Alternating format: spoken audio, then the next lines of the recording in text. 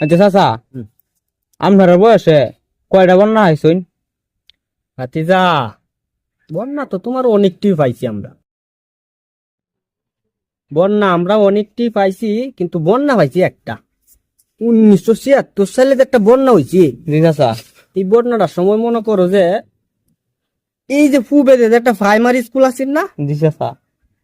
7 পর্যন্ত মনে করো তোমার পানি হয়েছে। এই সর্বনাশ। এই সর্বনাশ, 7 পর্যন্ত পানি হয়েছে 1976 সালে যে বন্যাটা। জি চাচা। এই সময় মনে করো যে আমরা মাছ না গেলে মনে করো যে ভাত খাইতেছি না, মাছ লাগবই। জি চাচা, আগে যুগের মানুষ তো আপনারা। হ্যাঁ হ্যাঁ, মাছ মনে করো লাগবই। পরে কিতা করছি তোমার দক্ষিণ বাই করতে তোমার আছি কলা গাছ আছে, বডি ডেনে একটা কূপ মারছি, 4টা কলা গাছ পড়েছে।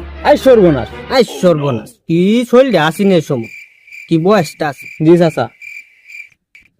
একটা কূপ মারে তোমার 4টা কলা গাছ ফালায়া জি চাচা। 2টা বান্ধে তোমার একটা টাইটানিক জাহাজের মতো একটা বুড়া বানাই আনছে। জি চাচা।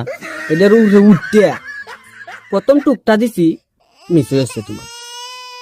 দ্বিতীয় টুকটা যে সময় দেই, জি চাচা।